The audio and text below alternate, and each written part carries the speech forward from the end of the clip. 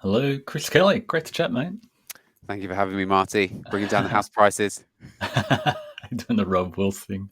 Six listeners can't be wrong. We're both Exactly. Rob Wolf fanboys from Yeah, way but back. Rob says it ironically, whereas I'm being serious.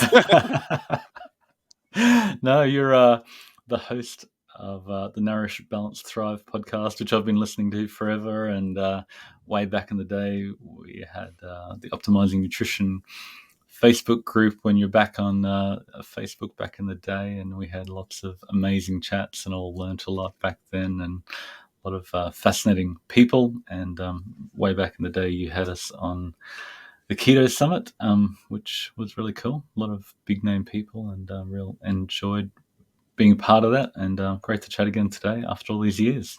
Yeah. Oh, the Keto Summit was amazing. That was a really exciting 2-week period. I recorded, I think, Yeah, 30 interviews in 2 weeks for the summit, yeah, and it really gained momentum quickly. And it was at the end, huge. people were emailing us saying, "Oh, can I be part of this Keto Summit thing that you're doing?" Yeah. And it was tremendously successful. Yeah, it was such a privilege to be a part of that. Jeremy and Louise Hender did a fantastic job organizing the back end of that.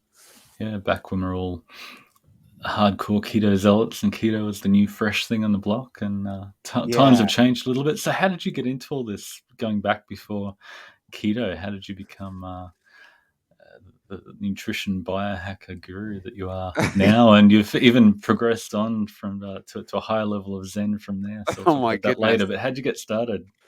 These things are insults to me, Marty. You know that. Yeah, of course.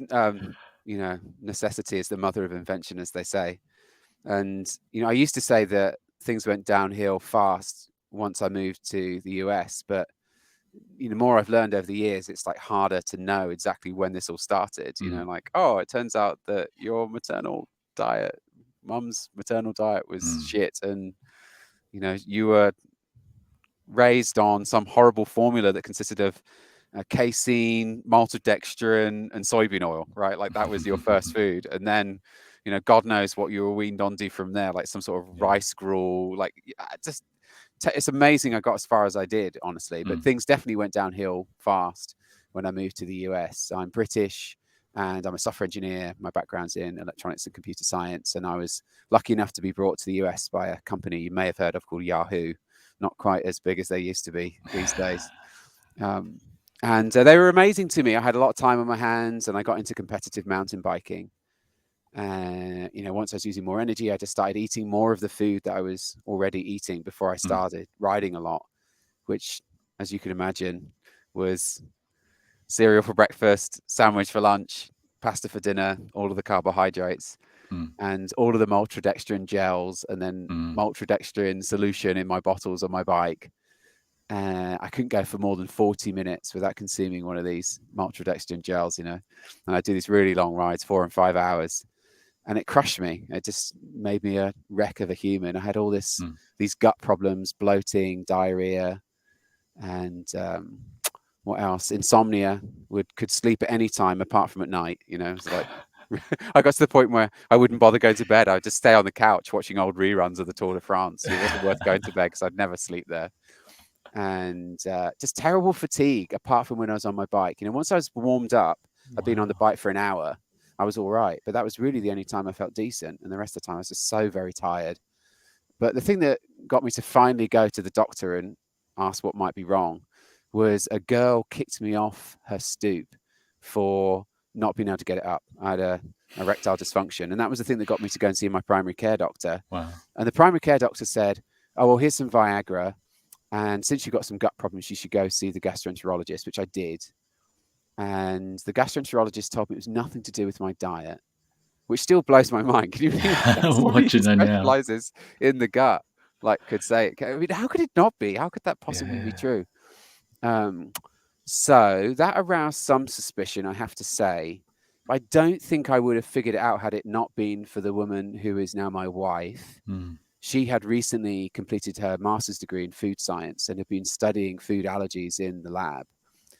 And I had actually begun to make some changes to my diet. So I serendipitously discovered uh, Lauren Cordain's book with mm, Joe Friel. Do you remember that? Paleo Diet for mm, Athletes. mm.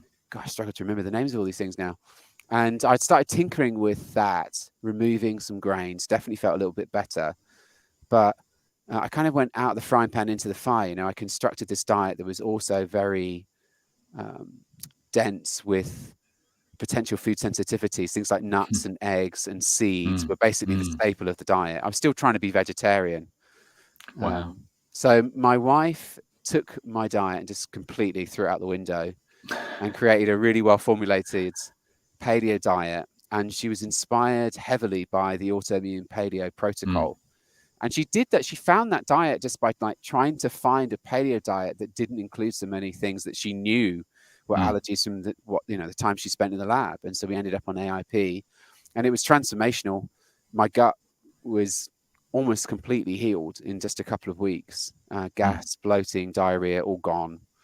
And, you know, I had some quantitative things. I was measuring C-reactive protein, and that dropped from... Oh, Yep, sorry. My air conditioning's is going that up. what it is? Sorry. Yeah, my CRP dropped back into a normalish range, and I just felt tremendously better overall. And then, of course, you have this question all of like, well, this happened to me. Who else might this have happened to? And yeah, I got the opportunity to partner up with a local medical doctor who is a legit pro mountain biker. I did eventually get my pro license on the mountain bike, but I've always been a sort of hobby pro. You know, I could never make a living from it, and I'd certainly never win a race at that level.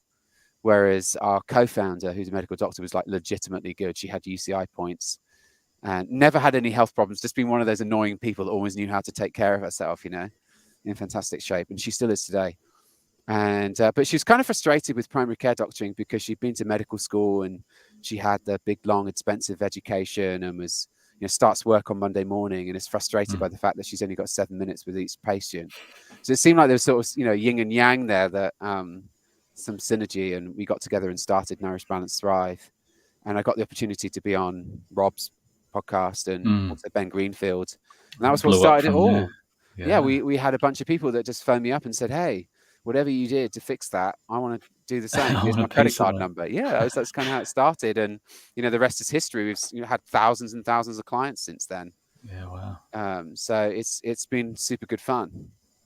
Yeah, it's been completely fascinating following all your podcasts and all your learning and your learning journey, and I've just really enjoyed that. And you've tried to consolidate into useful, practical programs, and just you mentioned you tested your blood sugars initially way back then, and Oh, yeah. as someone who was burning a ton of energy, you had elevated blood sugars. What did you deduce from that? Yeah, I mean, I was essentially diabetic. My fasting blood glucose was 120 milligrams per deciliter. That was kind Wow. of one of the things that got me into testing, was like, oh shit, this is definitely not right. What does this, I mean, because that's the first thing that you do when you do a test and you get a result back. Well, what does this mean? And of Yeah. course, you start searching for answers as to what that means. And of course, when it's 120 milligrams, sorry, I don't know the standard international units that It's you'll about need. And 7 okay, millimole, millimoles per yeah, deciliter. it's up Yeah. there. I'm like, shit, I'm diabetic. How could that be? I'm certainly not obese, but this is like kind of one of the things I learned later on, is that, you know, not all insulin resistant type 2 diabetes is obesity and too many carbs. And of course, not of course, but some people will know that the term insulin resistance was originally coined in conjunction with a case of iron overload, like in the literature from over 100 years ago, I believe. Wow. And of course, you know, Rob has talked about this, that the septic patient is profoundly insulin resistant because your body's conserving that glucose for the immune system. It's exactly what you need right now. It's not pathological. It's a normal physiological response to a challenge, an infectious challenge. And I think that was probably what was going on for me to some extent at that time, was gut dysbiosis, loss of barrier function, leaky gut is the slang term. And, you know, some endotoxin from the gut is ending up in the blood, and that's causing some low grade inflammation. I mean, I knew my high sensitivity C-reactive protein was elevated, and it came down when I changed my diet. And one would assume that was creating some degree of insulin resistance, and that was probably what my elevated fasting glucose was about. And Judy. Yeah. it's all resolved now, and my body composition didn't really change much during that period. Yeah. other than when you ramped up your protein percentage, a la Ted Naiman recently, by the sounds of it. But I didn't take him seriously enough, I had to say. I mean, I've heard Ted talk about the protein leverage hypothesis and the importance of protein, the P to E ratio, and all of that. A lot, and I didn't take him seriously enough, I have to say. And then quite recently, like within the last year or two, I really started to prioritize protein and make sure that I hit those the targets that we use when working with clients, just like 1.5 grams per grams per kilogram of kilo. body mass per day. Yep. Which is about what you weigh in pounds in grams, right? So for me, I'm like almost hitting 150 grams of protein per day, which is not that easy to do, I have to say, when you think that 2 cans of sardines is 36 grams of protein. So that's a lot of cans of sardines, You have to go out of your way, and then Yeah. all of a sudden your wife is saying, "Hey, are you preparing for a stage show bodybuilding? You're Yeah, that's looking right. Yeah, shredded, like I'm Chris. like, What's going on?" for the first time in my life, like, we're in the hot tub and my wife says, "What's that on your shoulder? Wait, that's the striations. I can actually see the striated muscle on your What's shoulders." going on? Yeah, and I didn't count any calories. I didn't track anything. I didn't change anything about exercise. Like, with the possible exception, I got into blood flow restriction training, but it's very questionable whether that was the thing that made the difference. Yeah. In all our research and my experience, dialing in protein percentage is just the biggest single fact you can do. Yeah, Like we're talking about before, everything else is sort of the minor icing on the cake. Nutrient density is really cool, but the amino acids is what your body needs. And once you get enough of them, right. you just sort of stop eating to some extent. But you can take it too far to the other extreme. And if you're an endurance athlete, you probably don't want to be on Exactly. 60% protein like you're preparing for a stage show in 2 weeks. It's like, let's dial it down. So that's sort of the nuance that I'm trying to get through to people. Hey, if you're obese and eating 10% protein, let's try 15, and then let's try 20, and if that doesn't work, let's try 25, and once you reach your goal, let's bring it back down so you can get more energy in to fuel your activity. But yeah, that's definitely the protein leverage is just It's the real. biggest factor that, yeah, in like Rabenheimer and Simpson have proved it in all the different organisms that they've looked at, from pond slime to grasshoppers, and in humans, yeah, we've got data that just demonstrates it again and again. And once you actually do a little bit of quantification and look at your diet, you're dialing it up just is the biggest, simplest factor to make sure you don't continue to overeat. So to go back to the story, you became the go-to for Rob Wolf and Ben Greenfield, cashed up endurance athletes, and everybody came to you with plenty of cash to do tests, and so you started doing all the tests, and then started seeing the same person again and again, and said, "Hey, wait up! I've got a background in programming. I can save these people some money and create some software." Tell us about that journey. That's I'm exactly completely right. fascinated by what you've done with Yeah. BloodSmart. I think it's incredible. Yeah, I think you nailed it. Yeah, it gets, I mean, we just saw like copies of me, like the people would listen to the podcast and hear that story, like, hey, that sounds like me. I should talk to that Yeah, guy. yeah. And of course, there were people with very similar histories and very similar backgrounds in endurance.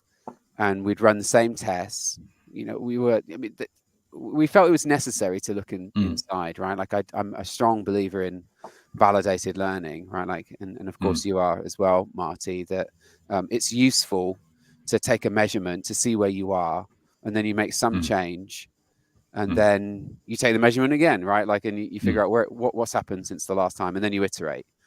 And the tests, we were doing blood and urine and stool tests, and in the early days we did some saliva tests as well.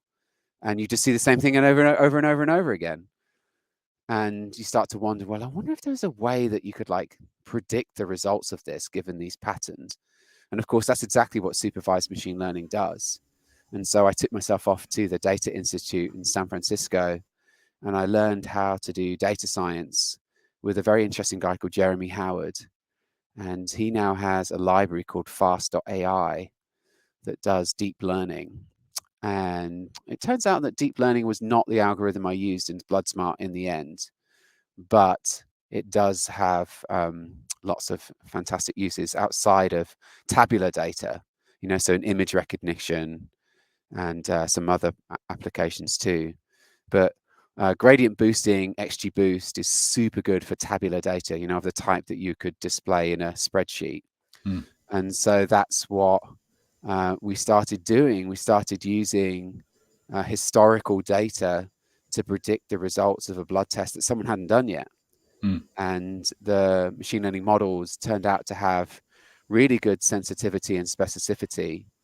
And it wasn't the ground truth, right? It was more like the weather forecast, Mm. or maybe a recommender system. You do a basic blood chemistry, and maybe the software will come back and say, well, it kind of looks like you might have low testosterone. You might want to think Mm. about measuring testosterone directly. Mm. And so rather than just blindly choosing Mm. tests, because if you've ever seen the Quest catalog, Quest is the lab provider in the US here. It's like Yeah. as thick as a phone book, Yeah. And I Which ones do you remember, pick, and how do you ever afford the yeah, like ones you where do you go need? And next? do you Like just what? keep testing? And Yeah, I suppose which are the your tests that? clients would have come in the door, and here's a whole ream of Yeah, tests you could do, and not everybody can afford that level of testing. But with BloodSmart, you've taken, here's the test you get from your doctor every time you go visit them. Let's right, drop the numbers into BloodSmart. It'll tell you look like someone who's got low iron or high iron or exactly, lead toxicities, or what I want to talk about later is the nutrient deficiencies, which are right, completely fascinating. Then you can dive down the hole a little bit more and pay money if you want to for that test, or just behave as if you do have, right, this nutrient density deficiency, and treat it, which is not going to harm you. exactly.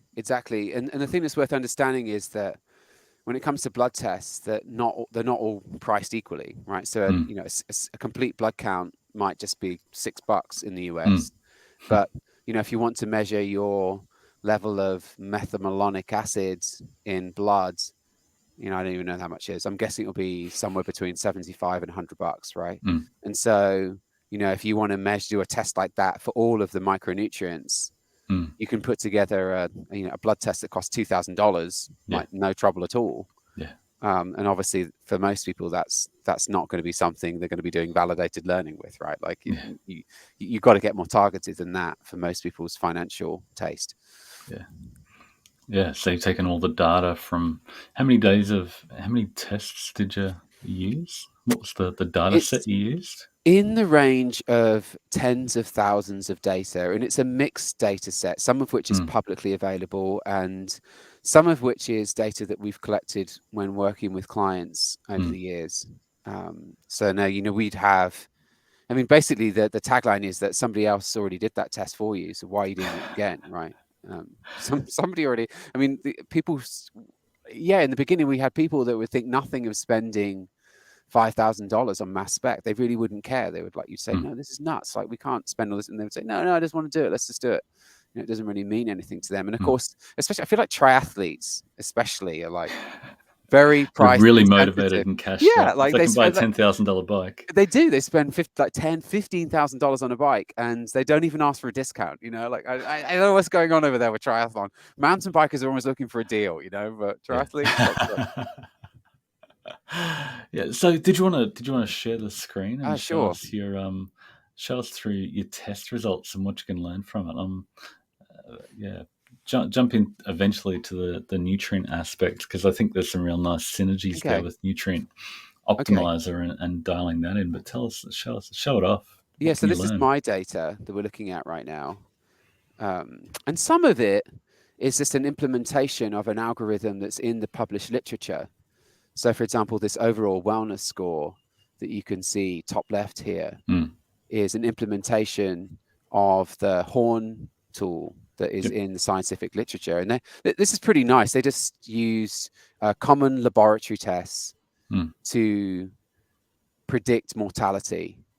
And the type of model that they use is nice in that it spits out these coefficients that allows you to make adjustments.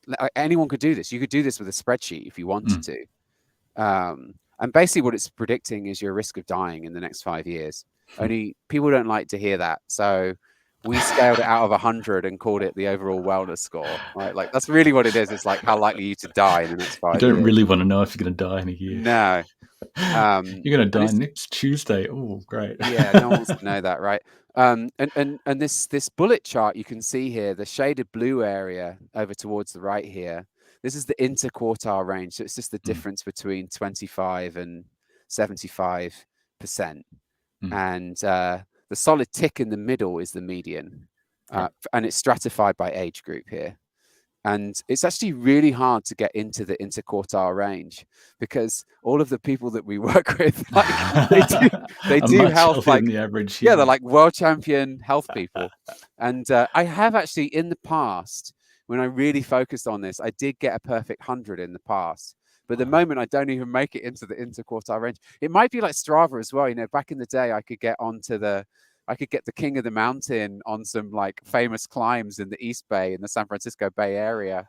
And then like this is like 10 years ago, right? Now you'll be lucky. Like all of the pros are at the top of the king of the mountain chart on Strava. So like there's no way I can get anywhere near the first page of the results. And I think the same might be going on here now. Like we've had, you know, nearly 4,500 people do this, and the interquartile range is kind of hard to get into these days. So This, every I time think you this do a is, blood test, every quarter you can drop your data into here and just see how you're tracking on yeah, the overall wellness it's score as a headline exactly. marker. And I'm not showing it here, but the software does support the ability to daisy chain reports together, so you can see the time series over time, which I think is actually kind of helpful too. Just so you can tell, you know, like you make changes. Like so, for in 2016, I was doing keto, and you know, how did that, how did that differ? How did that change my overall wellness score? Is I think an interesting question to ask. It actually wasn't good for my body composition in the end. I got kind of fat eating keto. And I think that was just because of the refined oils, you know, like just you end up just drinking fat, which is probably not a good idea. And just your protein to energy ratio is just so low, it's easy to Yeah, overeat those foods. So I think a lot of people found that after a few years of getting initial benefit, and then they yeah, went, oh, wait up, it's not the only thing that I need to think about when it comes to nutrition. right, Low carb is exactly. good, but lower carb is not necessarily better, and unlimited fat is definitely not optimal. Exactly. So that's my perfect 100 back in 2018. Cool. And I'm actually kind of low at the moment compared to what I have been in the past. I think everyone's been struggling a bit with stress over the last Yeah. couple of years. But I'll go back to keep things simple. I'll go back to the main dashboard. And then, so you can see the things that we've tested directly. So you go to the lab and you do this. It's 38 input markers that we measure directly. And these are really common lab tests. Every doctor understands them. We're not doctors at MBT, but if you go and see your doctor, they're going to understand what all of these things are. And we've taken the time to define these optimal reference ranges. My colleague Megan is the one with the academic background who has the ability to go into the literature and find these optimal reference ranges. And they're mostly based on all-cause mortality. So the problem is, you see, when you get back the results from Quest or LabCorp, if you're in the US, I'm not sure who it is in Australia, but usually the reference ranges are just 2 standard deviations either side of the mean. And of course, who's going to get that blood test done? Well, it's someone that's not feeling good that went to the doctor, right? And so if you're interested in optimal, you're probably not going to find it by looking at the standard reference range. So that's the need for the optimal reference ranges. And you can So see none some of of your elite athletes fit into the optimal reference range, or the normal reference range, which is defined by the 70-year-old who goes to the doctor every few months. But the healthy people are not heading off to the doctor because they're feeling good. Right, exactly. So you can see here, for example, our optimal reference range for fasting glucose is 82 to 88 milligrams per deciliter. It's like really tight. Yeah, wow. And lower is not necessarily better when it comes to fasting glucose. And we have, I can give you all of the, the references are in the bibliography if you're interested in diving into that. And then we've done the same for hemoglobin A1C and a bunch of other markers. So we take these things that are measured directly. Wow, look at my LDL. Jesus, I'm probably going to have a heart attack, aren't I? Oh, wait, hang on. LDL doesn't cause cardiovascular disease, so I'm probably going to be all right. Go back to the Malcolm Kendrick episode. That was really good. Mind blown. And basically the outcome of that, he just said, if you've got diabetes, your risk of heart disease is really high, and that's what you need to manage. And to manage your risk of diabetes, it's for most people, other than yourself who's an elite athlete. It's just being over fat and being above your personal fat threshold. So yeah, it's Exactly. interesting with go back to the fasting blood sugar. That's interesting that it's that tight. And I suppose when you get below that 82, you're in the you might be anorexic or Yeah. anemic or very frail at that point. You've over Everything. fasted. You've got a problem with food and go on. I was just going to say that, like everything in physiology is a U-shaped curve. Do you remember, Oh, it's fascinating. like That's my graph of favorite chart of turns.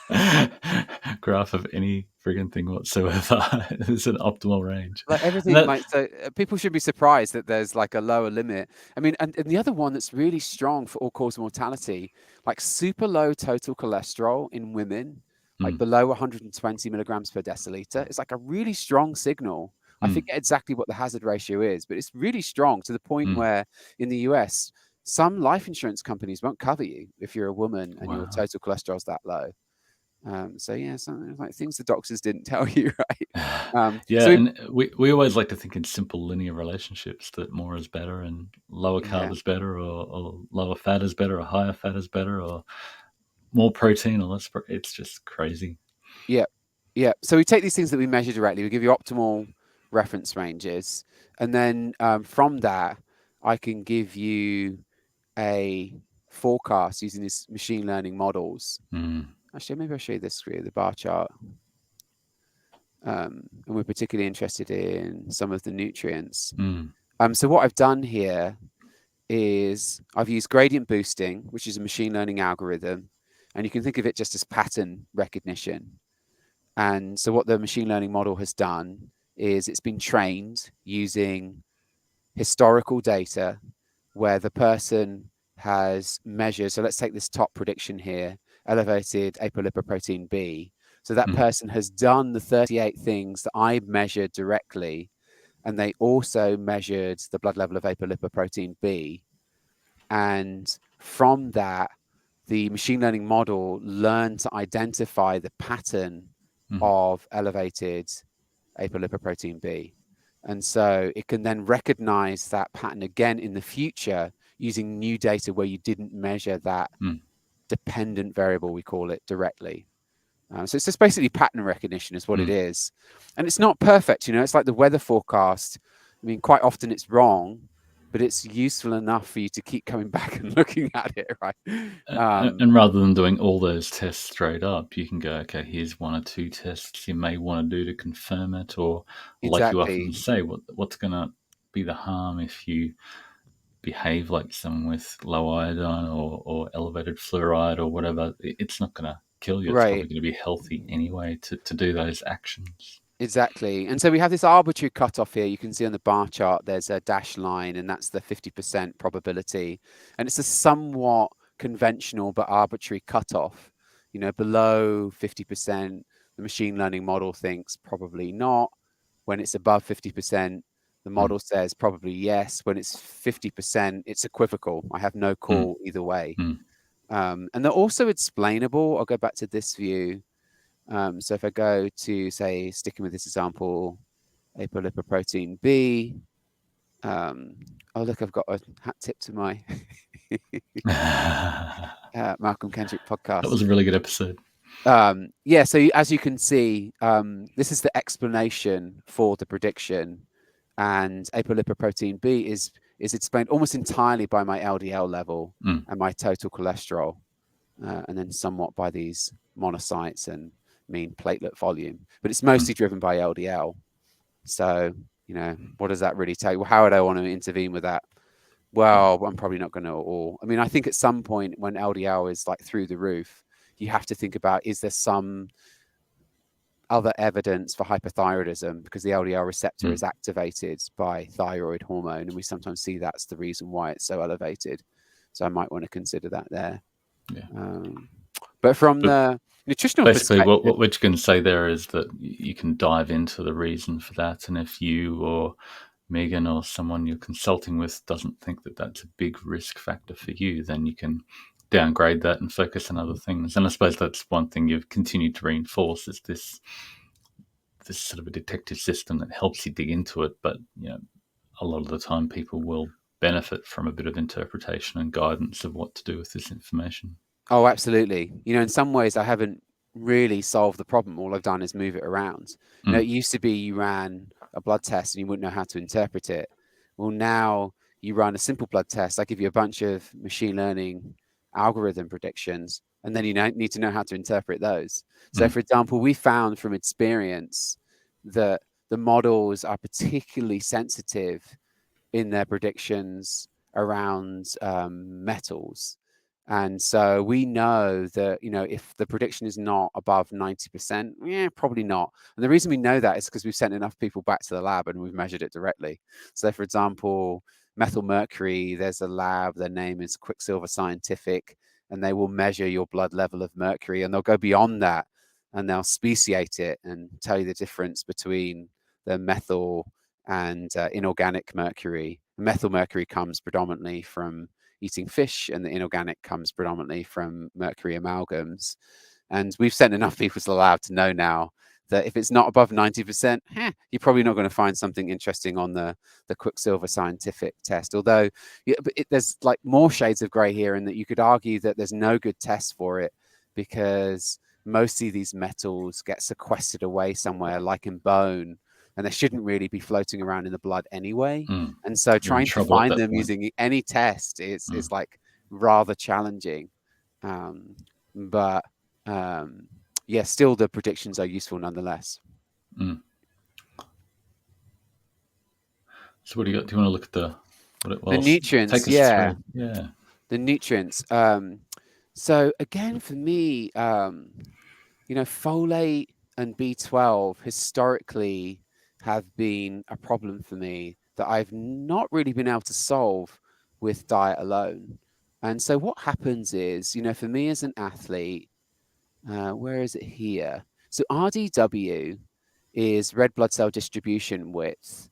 And I think it's a great marker of nutritional status, because you need B12 and folate for a baby red blood cell to mature. So I have on here reticulocytes. Reticulocytes are baby red blood cells.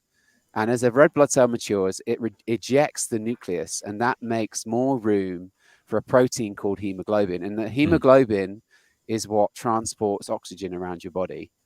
And the reason I know and care about this is because I'm an athlete, right? And of course, transporting oxygen is super important for that type of athletic performance.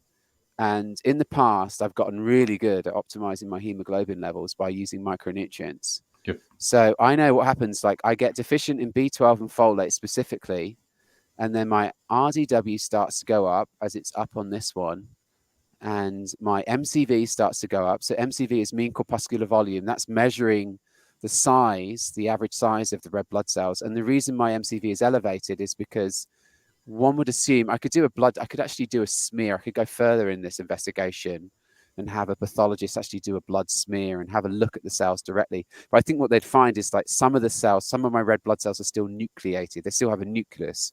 And that's because they haven't matured properly. And it's probably because of a B12 and or folate deficiency. And in the past, I fixed that by taking those things as supplements. Yeah. And then what happens is my RDW comes down, my MCV comes down, and my hemoglobin comes up. My hemoglobin is actually kind of crap right now. But that's critical to athletic performance and endurance. It is. The last time, this is not very old. When did I do this test? It's September of this year, a couple of months ago. And I would have sucked this cyclocross season. I would have sucked, but luckily I didn't race cyclocross anyway, because there were hardly any races anyway because of COVID. But I mean, this is the type of feedback that I would use. Like, I would optimize not just my nutrition, but also my supplement regime based on these data. Yeah, that's really powerful. And potentially you can just say, hey, what nutrients does it look like you're deficient in? Let's make sure. Or it doesn't necessarily have to be deficient, does it? It's just lower. And then let's find the foods and meals that will help you dial that in. And that's where we're talking about potentially integrating into Nutrient Optimizer. You could come over Nutrient Optimizer and tick the folate and B12 box, and it'd tell you the foods and meals that would give you more of those nutrients, and off you go. And you wouldn't necessarily have to supplement. Yep. That's really cool. So, how are you going to use this to conquer the world? What are the next steps? We were talking before. You're in a bit of a holding pattern, trying to work out Yeah. where to go next with this. It does need a little bit of educated guidance before you throw people off the deep end into trying to understand their data. Yeah, the direct to consumer thing has always been really challenging because, like I said, you have to integrate the person's history and their symptoms and what they care about the most. And it's very difficult to capture all of that nuance in a web page, right? It's like basically everything that Megan does. My colleague is just really, really good at interpreting these and helping people improve their health and performance. Like, how do I encapsulate all of that in a web page? Like, it's tricky, you know. And so where we've ended up is we run a monthly group program where we meet once a week on Zoom with a small number of people, and we go through people's reports, and we make specific recommendations based on those reports. Like, so for me here, yeah, I want to think about B12 and folate again.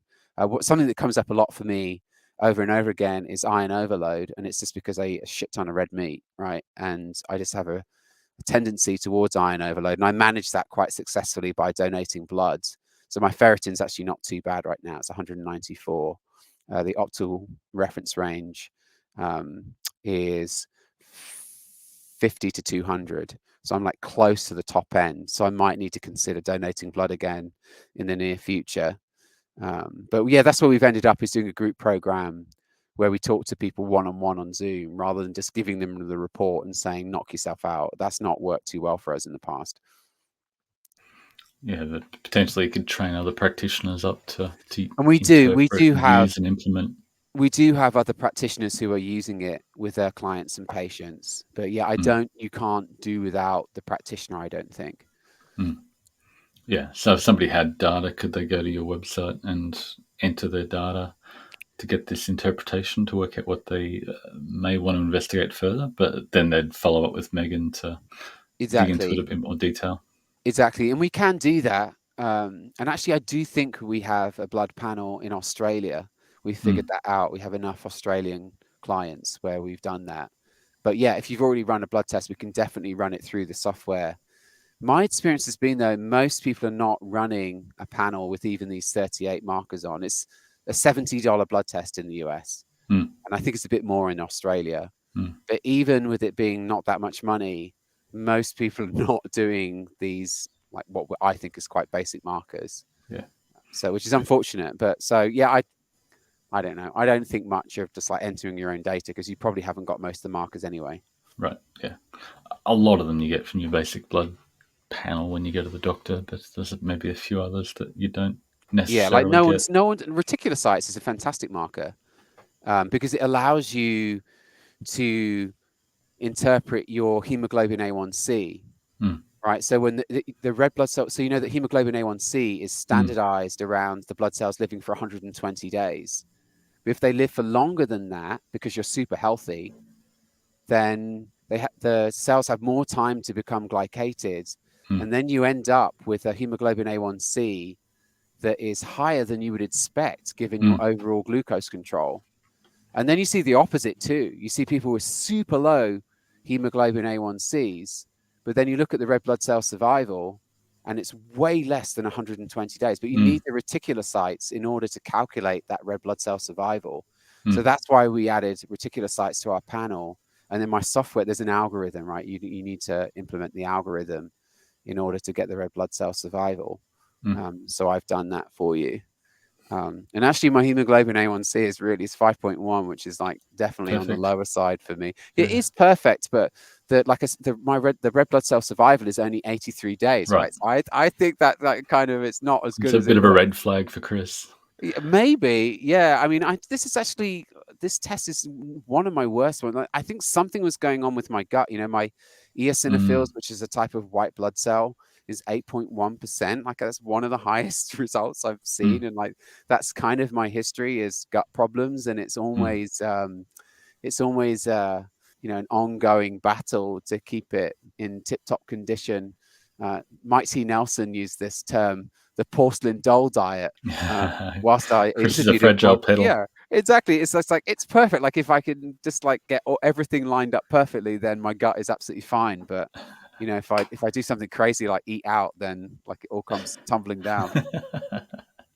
Cool. So to learn more about all this, is it BloodSmart.ai, BloodSmart.ai to check it out, and they can work out what they can do with the data that they've got, and Yeah, maybe connect with you exactly. guys to dig into it a little bit more. And then they could potentially come back to nutrientoptimizer.com and into those deficiencies and identify what foods and meals they might need to eat more of. That would be cool. Yeah, BloodSmart.ai will give you all the options. There's a software as a service business for practitioners. You can see the link for that. And then we do the group program, and that's linked from there too now. But yeah, that would be cool, wouldn't it? If I could like find the deficiencies over here and then send you over to Nutrient Optimizer so that you know what foods exactly to eat to fix those deficiencies without using a bunch of supplements. That would be an interesting challenge, wouldn't it? Could I do that? Could I get my hemoglobin back into the optimal reference range without taking supplements? Is that possible? But I just didn't know how to optimize my diet as well as is possible. There you go. I don't know the answer to that. We should keep chatting. That'll be a fun little project for both of us for the next few months. Yeah, definitely. Yeah. Speaking of supplements, I suppose be interesting to chat about your 4-quadrant model that you rave on about, and I'm quite fascinated. And I suppose again, taking through the journey of Chris's learning experience, going from I know nothing about nutrition to I'm going to dial in all the testing and take all the supplements to address the deficiencies, and then you've come back to a much simpler approach based on this 4-quadrant approach. So yeah, just take us through that and how it affects how you treat yourself and your clients, and going from what we find, the more things you throw at people, the less likely that it's going to be able to continue to do it. If you overwhelm people, they're going to fall off and not be able to continue for the long term. So if you make it as simple and just develop habits as possible, then you're going to get a much better long-term outcome. Yeah, totally agree.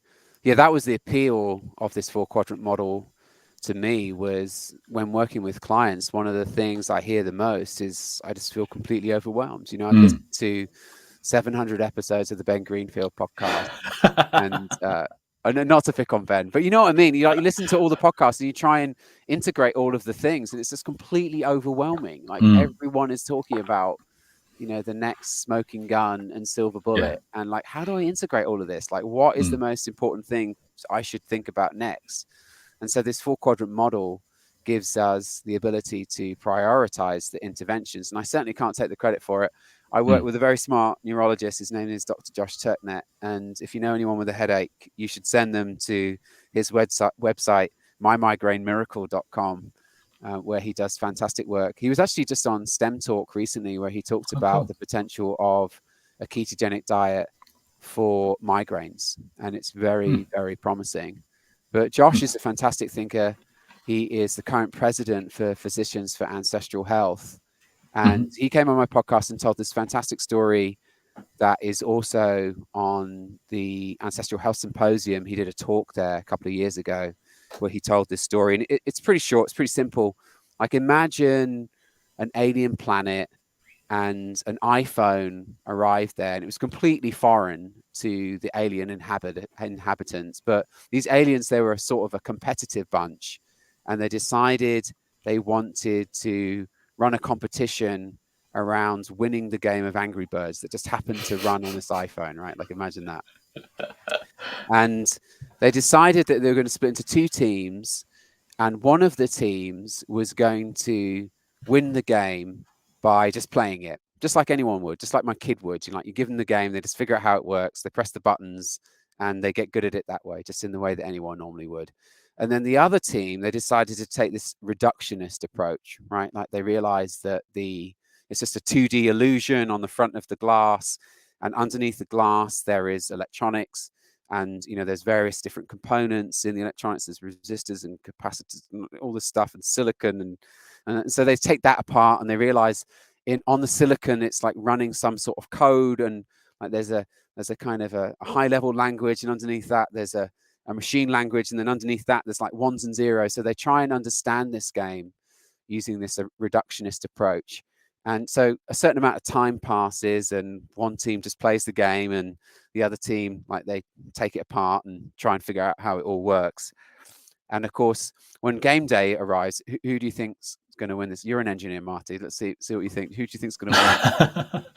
Probably the team that just played the game and got good at it The and had team fun that just doing it. played the game, of course, because there's not an engineer alive that could possibly explain how the game of Angry Birds works on an iPhone at that level. It's just like no one, like, it's amazing. Like, these, don't you think that's incredible? It blows my mind sometimes. Like, or like the Mac that I'm looking at right now, there is not a single engineer at Apple that understands how all of that works, right? Like, everybody just knows like one tiny part of it. Yeah, and that's what we try to do with nutrition and biology again and again, as we say, we've got the secret hack, and just pay money, you can get this solution. Right. But it's only one little part of the solution rather than the big picture. Exactly. And so, how complicated is the game of Angry Birds with respect to biology? It's actually pretty simple, right? Like, biology is way more complicated than the game of Angry Birds. But as Josh points out in his talk, this is the approach that they have taken in medicine, is this reductionist approach, like understanding the component parts like enzymes and neurotransmitters and all these different bits and pieces. And then the intervention point is like, well, let's just block this pathway here. And then maybe we can stop the production of this cholesterol thing that's causing all this cardiovascular disease. And we're going to save everyone from having heart attacks, right? That's going to work. Like, and of course, it doesn't work. And it's a great failure of medicine that they've failed to leverage all of this understanding by choosing this way of intervening. And in some respect, in some ways, the pharmaceutical industry is a huge failure, because they've really failed to sufficiently take on the hardest problems, right? Let's say migraine is a really good one. There aren't really any good drugs for migraines, at least not ones that don't cause rebound headaches. And then, of course, obesity, diabetes, hypertension, there aren't really any good drug solutions for those either. Obesity, of course, is the big one. So what do? Well, you do the same thing that the aliens did. Rather than trying to understand biology at this reductionist source code level, we instead take a different approach and just play the game. Now, of course, the question then becomes, is like, well, what is the game? And I think we know. I think that ancestral health gives us a pretty good idea of how to play the game. Humans have been walking around on this planet and their ancestors for millions of years under the same light-dark cycle, eating food that was either hunted or gathered. And we know how they lived, right? They lived in tribes, and we know that they weren't under chronic stress. We know quite a lot about how humans lived in the past before the invention of modern technology that changed everything about our environment. You think like 200 years ago, nobody had electric lighting, right? Like, it's crazy. That's a big change. Now you can make it daytime during the night. And of course, that has profound effects on all of our biology, and of course, especially sleep. So the 4-quadrant model, what you do is it makes this distinction between the game level and the source code, right? So at the top, we've got the game level interventions. And then on the y-axis, the vertical axis, we've got the difference between things that support our physiology and things that disrupt it. They disrupt the status quo in order to create an advantage state. So we always start in the top left quadrant 1. And these are things that are both a game level intervention, meaning they're evolutionarily familiar, and they are supportive of the physiology. So examples of these interventions are sleep and movement, sleep reduction, stress reduction rather, ancestral diet, which is just minimally processed, like a diet that's constructed by the nutrient optimizer, for example, circadian alignment, meaning that you're getting plenty of bright light during the day and avoiding light at night, walking, functional movement, dance, music, social clubs and rituals, pets, you get it, right? Like, these are all the things that are supporting our physiology. And these are the things that we worry about first. Basically, living the way you might have lived 1,000 or 10,000 years ago, going back to Exactly. that, which is the way our body is adapted to operating. Exactly. And what we found is it doesn't need to be perfect, like Mm. close enough is good enough. It doesn't need, it's not a reenactment. Like that's the classic straw man argument against the paleo diet and ancestral health is, we can't all live like cavemen. And no, okay, that's not the point. Like Yeah. you just need to be close enough. Just need to Mm. avoid the mismatches is the main thing. You just need to Mm. minimize mismatch, not completely eliminate it. Mm. And then you move on to quadrant 2.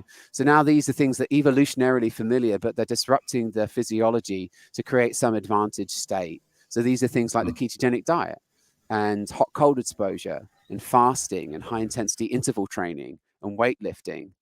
And all of these things can obviously make us stronger. A little bit of what doesn't kill you makes you stronger. However, that doesn't work unless you've got the foundational things in place, right? I would argue if you're not sleeping very well, there might not be any point in doing high intensity interval training, right? Like you might not get any benefit from that. You need to have the foundation in place. Yeah. And then So you've got once, a small hormetic stress that pushes your body a little bit to adapt based on the foundation of evolutionary appropriate environment, and then you can afford to push your body a little bit more to adapt and improve and exactly, change. But yeah. exactly. And so now we're on to quadrant 3, this bottom left yellow corner.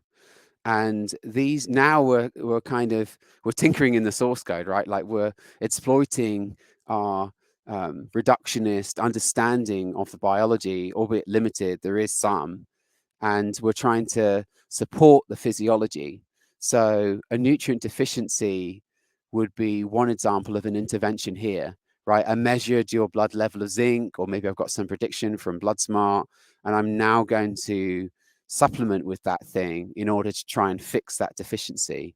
Now, you would argue that the best way to do that is with food, and I wouldn't Mm. argue against you, right? Like the quadrant 1 would Start be with the the food ancestral back into diet. quadrant 1 Yeah. before you dump in And a handful of supplements. exactly. And if you nail the quadrant 1, you probably won't ever need the quadrant 3, right? But nevertheless, sometimes it's helpful to tinker around in the source code. Actually, vitamin D, I think, is a valid example, especially here in the northern hemisphere, as Yeah. in December as we head into the winter. And there's lots of people living at latitudes where it's impossible to make vitamin D from the sun. Even here in Santa Cruz in Northern California, it's basically impossible to make vitamin D from the sun right now. And Yeah, believe it's me, I've definitely hard tried. to get enough from food alone, and the recommended daily intakes are based on getting a lot of sun, and a lot of people don't get enough sun these days. We're Oh inside yeah, for working, sure. or like you And say, north or south of the equator.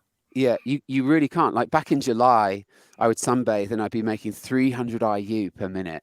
Mm. And now I get like maybe a 1 hour window, and it's really hard for me to find a sunny spot because the trees just like block the sun all the time.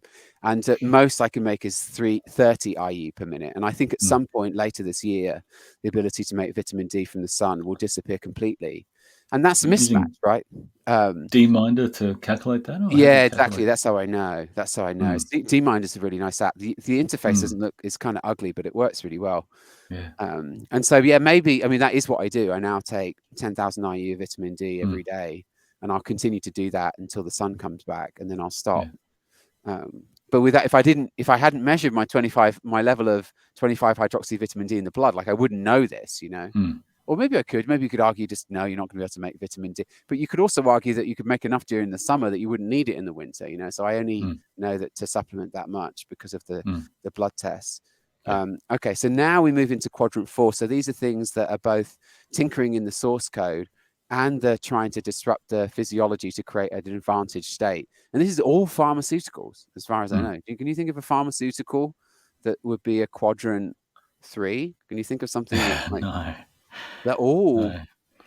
they're all like trying to tinker in the source code and create some advantage state.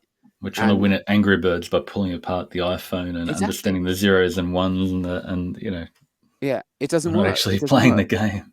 Yeah, and you could also throw nootropics under the bus here, and maybe hyper supplementation as well.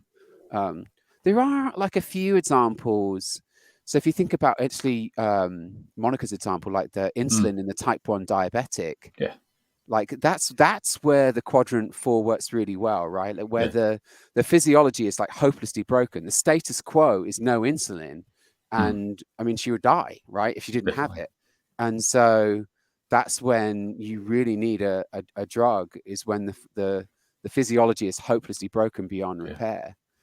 So But there a are lot of some those advantages. quadrant fours are just treating symptoms and using exogenous insulin to suppress blood sugars for people with type 2 diabetes, Yeah, where the best approach is manage your diet and activity and lose some weight, and you're going to be in a much better position. And again, like the ramming down your cholesterol to manage that symptom is not necessarily going to protect you from heart disease, as well as being fit, active, and eating well. Again and again, it goes back to that quadrant 1. That's right. why I love it.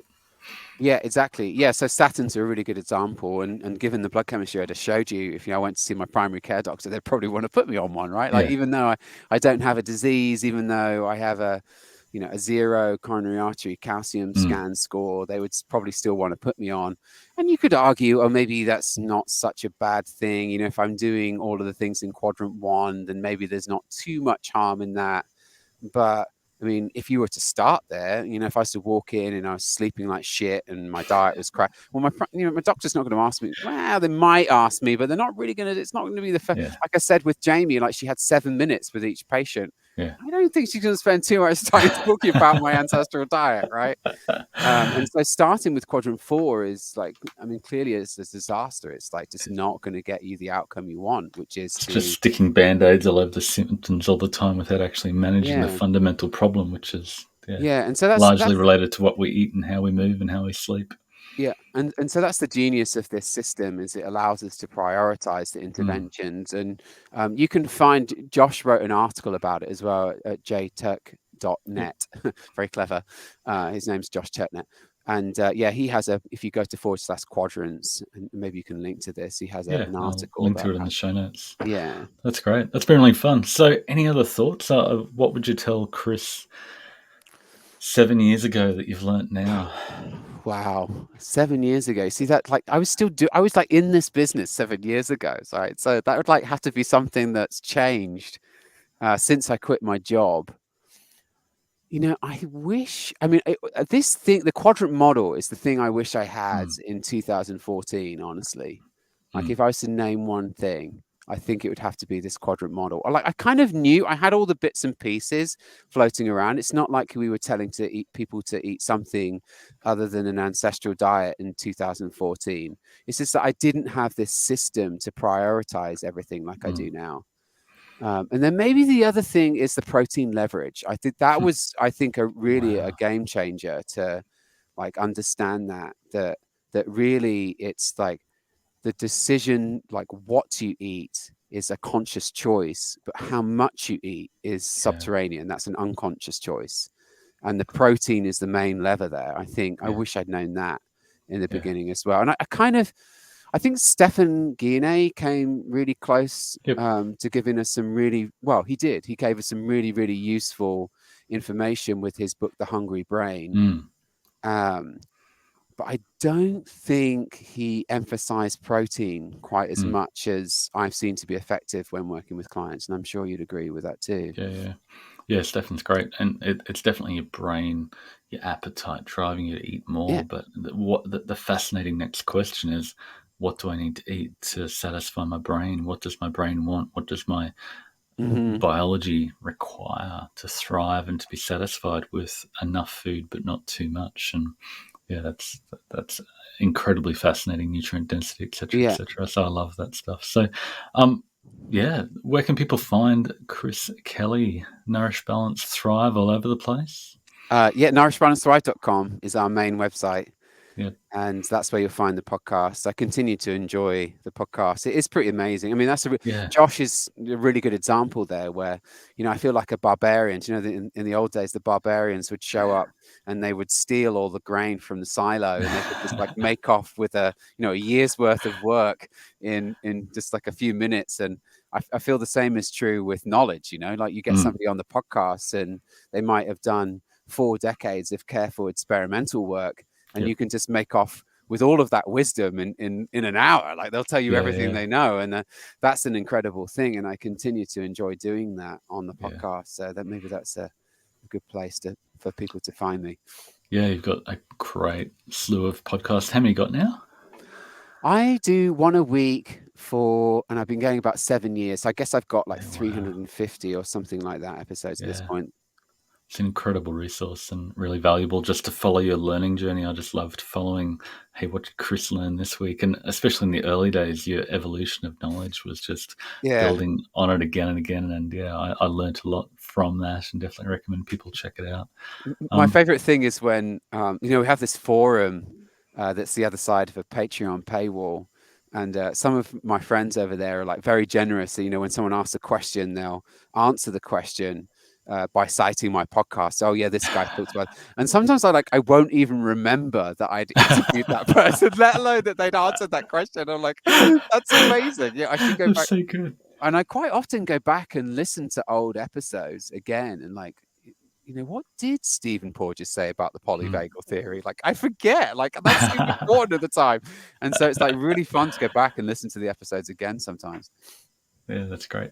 Thank you so much for your time. Hope you have a great day or on the hour. And is it time to go for a mountain bike ride? And amazing. No, it's 4 o'clock in the afternoon, and we've just had some friends show up for dinner. We eat super early. We're big fans of the early time restricted Yeah, feeding that I'm sure you're familiar with too. So definitely another super hack if you can make it happen. it is, yeah. So we're tremendously privileged in that, I work from home and we all eat together, and so it's like no big deal for us to all eat. We eat 3 meals together actually, like Yeah, and that's breakfast like a awesome. king, lunch like a prince, and then dinner like a pauper.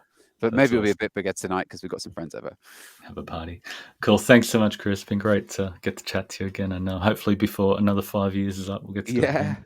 exactly. It's been a pleasure and a privilege. Thank you, Marty. I really appreciate Yeah. you. Thanks for your friendship. See you, mate. Bye.